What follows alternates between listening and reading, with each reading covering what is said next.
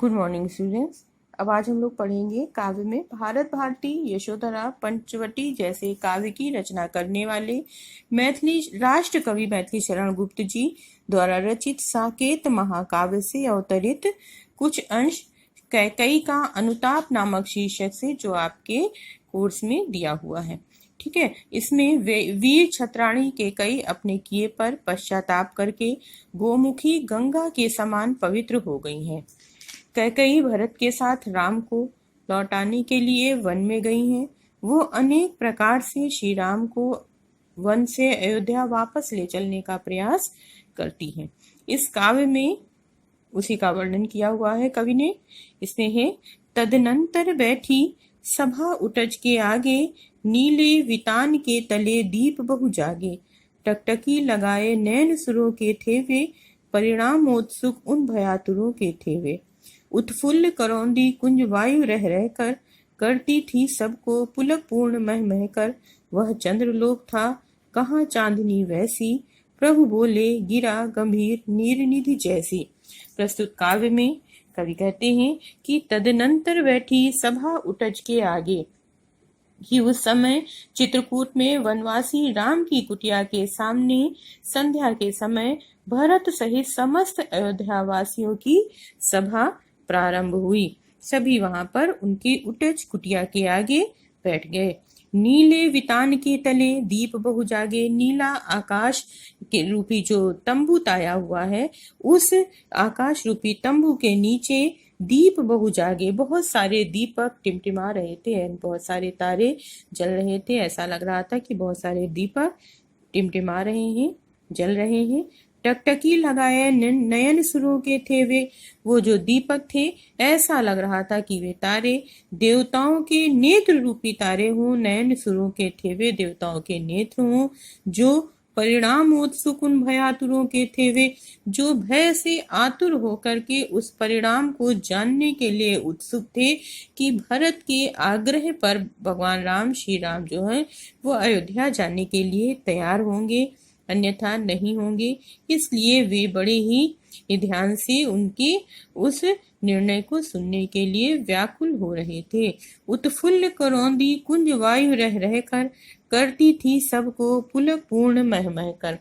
वहां पर जो है, जहां पर सभी लोग बैठे हुए थे, वहां खिले हुए फूलों से भरे हुए करौंदे के कुंजों से रह रहकर आती हुई सुगंधित वायु सभा में बैठे हुए सभी लोगों को रोमांचित कर रही थी। पुलक पूर्ण महक कर अपनी सुगंध से, अपनी महक से सभी लोगों को पुलकित कर रही थी।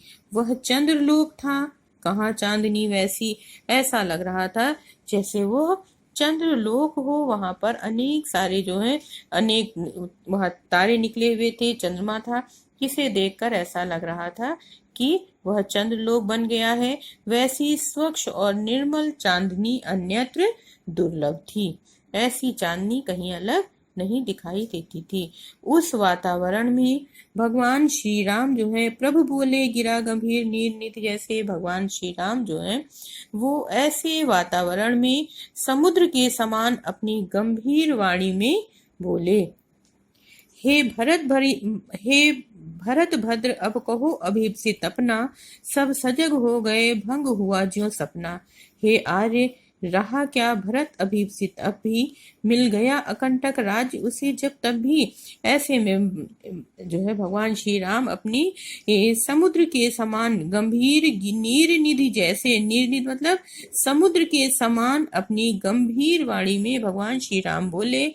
उन्होंने कहा कि हे भरत भद्र, अब कहो अभीप्सित अपना, हे भरत, अब हे शिष्ट भरत, अब कहो अभीप्सित अपना। अब तुम क्या चाहते हो, अपनी इच्छा को कहो। सब सजग हो गए भंग हुआ जो सपना, जो कि सभी शांत बैठे थे और सभी चैतन्य हो गए।